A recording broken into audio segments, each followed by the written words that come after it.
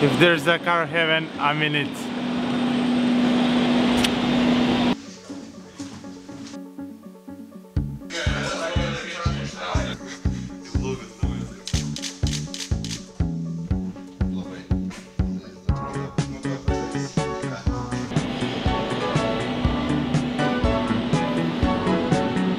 Esam Lyce, labai nedidelio sportinių automobilių gamintojo Ginetta fabrike, kur man kaip lenktynininkui ir manau visiems prijaučiantiems automobiliams tai yra labai mažytis rojaus kampelis ir čia kiekvienas vyras vėl pasijaučia berniuku. So Ginetta have been manufacturing sports cars in England since 1958. This Ginetta Nissan LMP3 car is our latest car.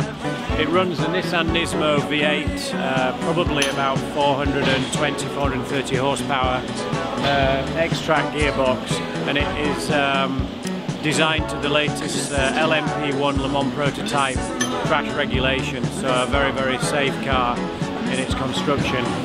We're delighted that we're going to have 5 cars running at Silverstone, and also delighted that Speed Factory are one of those teams.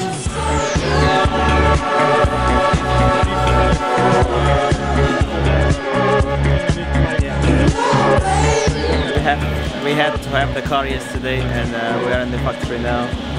And I don't know if they finish in time, but we still plan to make a test before the race, and we hope that the car will be ready.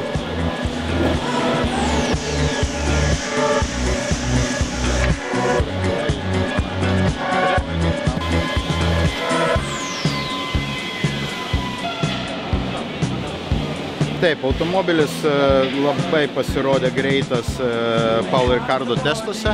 Mes buvom net šiek tiek nustebę, kad greičio prasme nedaug kom atsiliekantis nuo LMP2 automobilių. Aš nelabai tikiu, kad mes per pirmas ar antras varžybas galėsim su LMP2 automobiliais būti labai tolygus, nes automobilis reikalaujantis didelio darbo ir didelio developmento, bet manau, kad šita klasė turi labai šviesią ateitį ir aš tikiuosi, kad mes laikę 2 metų su to automobiliu važiuosim ir 24 valandose Le Mans.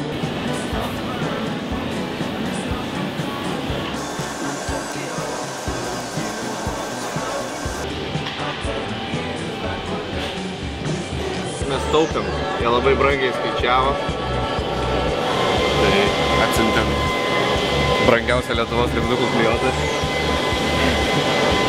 kuris vis vien gerokai pigesnis buvo už Britų.